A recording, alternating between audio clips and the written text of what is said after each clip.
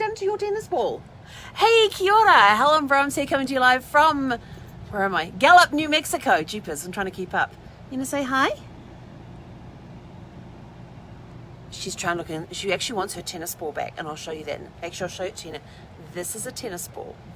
This is a tennis ball by Zeffie. She's actually, I don't know if you can see all the way through there. You can actually see daylight on the other side, but she's actually taken a big chunk. Not only has she peeled the fur back, she has taken a big chunk out of the ball.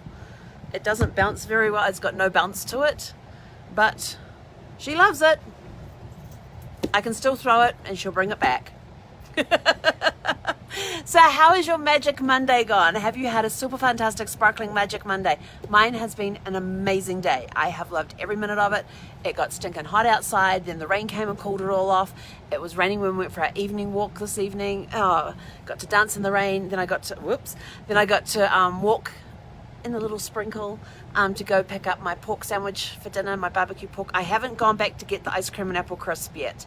They got it on for another 30 minutes, and I'm sort of like, I really don't feel like walking all the way down there again and back up. It's way at the far end of the campground. Mind you, the campground's not that far. It's just they have a lot of gravel, and in places it's thick, so you're kind of doing that walk, like walking on sand, where you put your foot down, you sink, and you feel like you're stepping backwards instead of stepping forward. So it takes some time. It's good for the leg muscles, though. But yeah, so I figured I really don't need the dessert. I don't need all that sugar. I have chocolate here if I need it. So how did you go with letting go today? I know I had some people private message me, some people send comments, and some people are in the same situation I have, where they've had a loved one that has passed and they haven't been able to get rid of their loved one's stuff. That's okay. Just so you know, that's okay. You will know. Don't let anybody hassle you into it. Don't let anybody push you into doing it. Go, well, you have to do it. They've been gone for blah, blah, blah, blah, blah, blah. Don't let them do that. If they do that, slap them. You know, Brad, this coming September will be 3 years since Brad gone. It took me, I had to be out of the house at the end of April of last year. And it took me until January of last year. So, what's that, 15, 16, 17 months before I called the kids in and said, can you come help me? I said, I've got stuff out of the closet and it's sitting on the bed in the guest room. But I haven't done anything with it then. I need help bagging it up and getting it to Goodwill. So Chris and Ash came over. They helped me count up everything. We wrote out all the stuff that we were donating and all that sort of thing, and then Brandon put it in his car and dropped off at Goodwill for us.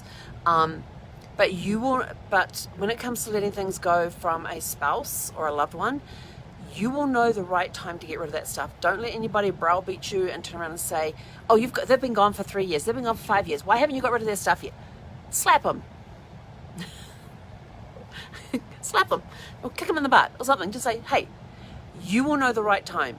There was, for months, I would go to the closet because we had no closet doors in our closet. It was completely open. And I kept looking at his clothes going, oh, I'm going to get rid of his clothes. I'm going to take his clothes out of the closet today and put them in the spare room. And I walked up and I would stand in front of the closet and I physically could not move forward. I was standing there in front of the closet. I couldn't lift my hands up to grab anything. I was literally stuck in place. And I would look at the stuff, look at his clothes, and I was going, okay, what I've got to do is just reach up and grab it. My arms would not move. It was not the right time. And the tears would start coming. I would have to take a step back, walk out of the room, and leave it for another day. I did that for months before I finally, I think it was over a year after he had gone, that I finally was able to actually lift my arms and take his stuff out of the closet and put it on the bed in the spare bedroom. And then it sat there for months. Before I finally said to the kids, look, can you guys come and help me bag this stuff up, get it to Goodwill, all that. And they came over and they helped me do that. But at the time, when I was looking at it, when I was first trying to do it, just got to get this stuff done, got to get it done, it's got to go. He's not here. It's just taking up space, blah, blah, blah, blah. I came up with all the excuses to why I should get rid of it, but I wasn't physically or mentally prepared to get rid of it. So that when you have to let things like that go, some people are able to do it very easily. Some people have more of an emotional connection to stuff like that. And that was just his clothes. I still have like his cufflinks, his tie clips, even though he didn't actually wear ties. He also inherited cufflinks and tie clips from his grandfather, which I still have because I don't know what the boys want done with them. I still have his signet ring. I have his he had a gold chain that he would wear, a gold bracelet. I have his watches. I still have all of that, but most of the clothes are gone. I will admit, most of the clothes are gone. I still have, I've got one t-shirt of his that when I feel like I need to feel close to him, I actually put it on, and it's a t-shirt we used to fight over. This is a funny story. So this t-shirt has on it Superman with a like, what the hell happened last night saying on it, and he's kind of like holding his head. Superman hungover. And so he would, and so we would fight over that as to who would get it, because it was such a soft t-shirt material, and I loved snuggling up with it. And when it got to the point where he couldn't sleep in a bed anymore and he was having to sleep in the recliner, he would wear that t-shirt and then he'd go put it in the wash. I would take it out of the wash and sleep with it until I couldn't smell him on it anymore, and then I would wash it, give it back to him to wear, and would go through the cycle. Well, the morning that he passed, when I got, the caregiver came in at 4 o'clock, just after 4 o'clock in the morning, to tell me that he couldn't rouse Brad. So I went running out there, had my nightshirt on, and then I had to go and get dressed because the hospice nurse and the undertakers were on their way. And so I went and I happened to, without even thinking, I just grabbed that t-shirt and put it on, and I wore it all day. It comes down to like mid-thigh on me, maybe just above the knees, because it's a, Brad was a big guy. But I absolutely love that t-shirt, and it's one that I have kept, and there's been a couple of his other things that I've kept. In fact, one of them I kept is one thing I couldn't stand him wearing. Now I refuse to let it go. So yes, there will be some stuff that is very hard to let go, and for those that have lost loved ones, you will know the time that it is ready to let go. But just keep in mind that don't stress out about it. Don't stress out about it. I mean, I used to stress out about the fact that his clothes were still in the closet. A year later, his clothes are still in the closet. What am I going to do? And I physically could not get them out, and I didn't want anybody else coming over and doing it for me. It was something that I myself felt I had to do. Now, some people can turn around and say, hey, look, get this person come in to take this stuff out, whatever. But and I still have a couple of his ties as well that he used to. One of them was one of the ones he wore when we got married, so yeah, I kind of kept that one. But so letting go, just you, especially if you've lost if a loved one has passed, you will know the right time to do that. You will know the right time. I know of some people whose spouse passed 8, 9, 10 years ago, and they still have their stuff that's sitting in the closet because they can't let it go. But then they got remarried, and all of a sudden they were able to let it go. So there's things like that happen. So be gentle with yourself if you've had a loved one transition. Be gentle with yourself about getting rid of their stuff. Okay. How did the cheapest? That was a total. How did the planning go? Do you know your numbers? Where are you at for the month? I had a look where I was at for the month, and I've been contacting people to say, hey, trying to close out my numbers for the month early. Definitely going to end up this month ahead of last month, which is awesome. So where are your numbers for this month? Go and have a look at that. And what new tricks did you learn today? Did you learn any new tricks? So let's see, what else did we do? Oh yeah, so today I had worked on some projects that I had to work on, which was kind of cool. I'm getting into design stuff, which is awesome. Always liked making things and gotten into designing things and kind of enjoying it. So yes, getting to hang on. So you saw me this morning glammed up, still slightly glammed up. This is just a few hours later look. Got to do an awesome interview today with a personal organizer and I think I'm going to have Yogi on at some point talking about organizing and why you organize, and how we accumulate stuff and why we accumulate stuff. It was kind of interesting talking to her about that. So I got some design projects done today, which was awesome, having so much fun with that. Almost as much fun as genealogy. Almost, not quite. Genealogy is still number one. Designing is number two. But having a lot of fun with that. And then tonight I just got off a training session on how to make it even better. And I was like, yes. So super, super excited about that. What else did we do today? Oh, then I walked down and I took Zeffie out for her walk We walked around the campground, and I couldn't take her into the office to get my tickets for dinner, so I had to bring her back to the RV, drop her off at the RV, then walk all the way down there to get my tickets, and then go get my food, and then come back and eat my food. And Zeffie sat right here next to me, where she is not now, but she sat right here next to me, waiting to see if she would get any tidbits. And they were really good. They put the barbecue sauce on the side, so that you get the bun with the pork, with the pulled pork inside, the sauce on the side, and then a bag of chips, and that was it. You know, for $5 it wasn't bad. And it wasn't a little bun. We're talking the big hamburger buns. So nice big hamburger buns, and it was pretty well full of pork in there too. So Zeffie did get some tidbits. She now has a habit of when I sit down to eat that she will come and sit here next to me, and she just kind of just leans against me, and then she looks, and then she keeps looking straight ahead, but then she'll look down at the food and look up straight ahead again. But she keeps it. It's so funny because you see her just go, and the second she sees you move your head, she puts her head straight back, like, I'm not looking, I'll just look over here. I'm going to see if I can video it one day. It's absolutely hilarious. So we had that, and then I decided that I'm not going to go and get any sugar. I could still make it down there by 8 o'clock, but I'm like, yeah, not this late in the evening, no. And I'm traveling tomorrow, so I want to get an early night too. Yeah, so that has been our day. It's been a very busy day. I haven't had a chance to look to see what genealogy questions I have had come in, so I apologize for not having a genealogy question for you today, but I will get back on that tomorrow for you. I'll make sure I have one for you for tomorrow. So if you have any genealogy questions about researching your family tree, about what some of the terminology means, about where to look for things, please just send me a private message, and your question could be our genealogy question of the day, which we are going to start.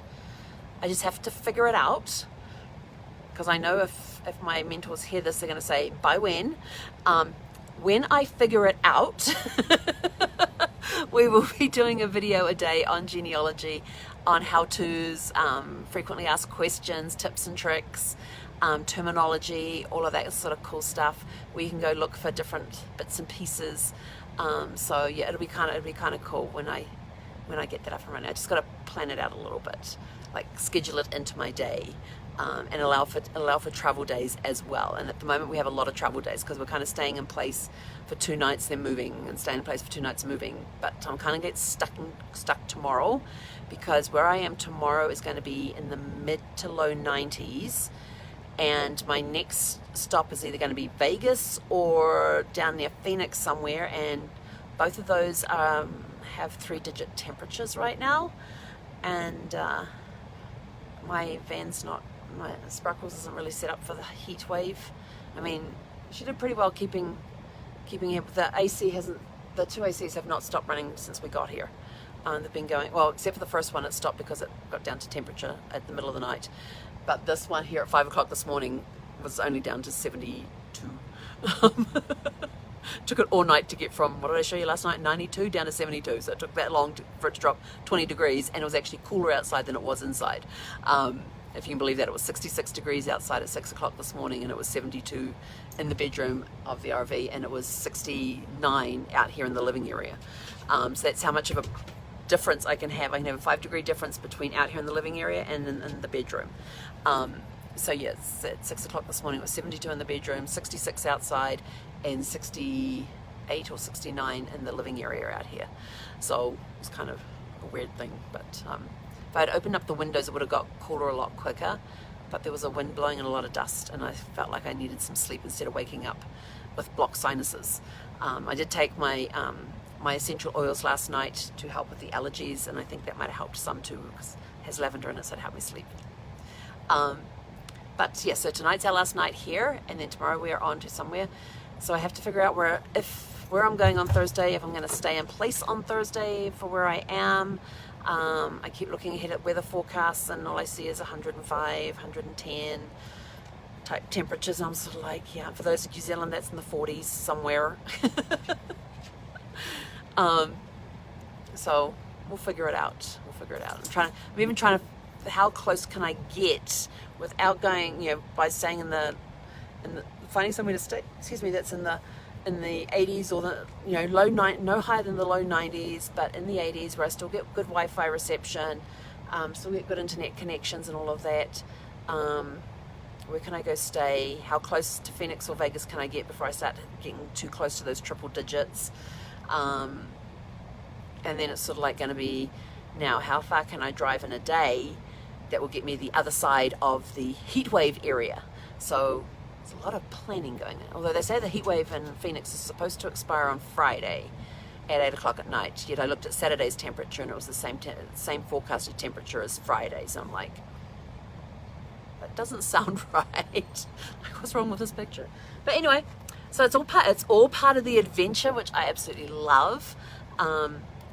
And yes, staying cool is going to definitely be part of the game, and I'm hoping I'm going to go now plan my road trip tomorrow, find where my rest areas are, find where there's Walmarts as well, because I need to get some of that reflex stuff like I've got on the front window screens, so I can put them on the other windows and try and keep the inside a little cooler as well. May even, I was reading on the thing, some people actually line the back of their cabinets, especially the ones that are on the outside walls, because those can get quite hot too. So you put some of that reflex stuff across the back of the cabinets, and it helps whatever you've got in there from overheating and that sort of thing too. And I'm like, I never even thought of that. And they're things like, you know, take out the drawers and line the back of the, ow! Somebody was giving me, oh jeepers. So remember the ball I showed you at the beginning? Here it is now. She was trying to give it to me, but she bit my thumb instead. So, ay. This ball I don't think is going to make it with us on the road trip tomorrow. There you go. It's the first time she's ever destroyed a ball like that. I mean, she usually takes the squeakers out. She has no problem with that. So yeah, so we'll hopefully be back in San Diego within 2 weeks, which would be nice. Or less, depending on how many hours I end up driving each day. In fact, today I actually did quite well, because yesterday I drove for almost 4 hours without stopping and had a really good night's sleep. When I woke up, it was still dark outside, and I thought, oh crap, it's probably going to be like 3-4 o'clock in the morning. Had a look, and it was 5:55, and I was like, yes! And so it was a really good night's sleep. So I felt really good today. Didn't even need to have a nap today, which I typically kind of sort of do a day after traveling, which is why I do 2 night stops instead of 1 night stops. But yeah, so I got to figure out how to get around this heat wave area and these triple digits, and maybe if I just drive through them and get to the other side. But then it's, how wide is the heat wave area? Got a lot of, it's a busy airport tonight. A lot of jets coming in. The type like the charter jets, like the Learjets and stuff, the private planes. So it must be a private airport near here. But anyway, that's it for me. I've rambled on long enough. It's time to go and plan my trip for tomorrow, do my dishes, and do an initial pack before the morning, because we're going to be up and out of here early. I think I'm 3 hours away from tomorrow's destination. I don't remember. I'll have to go look. Anyway, have a super fantastic sparkling rest of your Magic Monday, and we will catch you guys tomorrow, hopefully before we get on the road. So have a great evening. Hek konera.